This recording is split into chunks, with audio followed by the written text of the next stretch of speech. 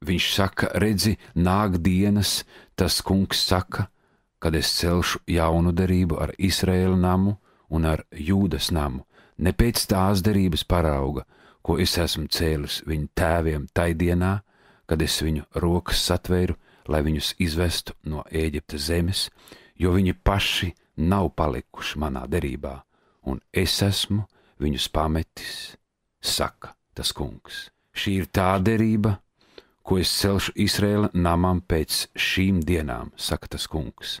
Es likšu savus baušļus viņa prātā, un tos rakstīšu viņu sirdīs, un būšu viņiem par Dievu, un viņi man būs par tautu.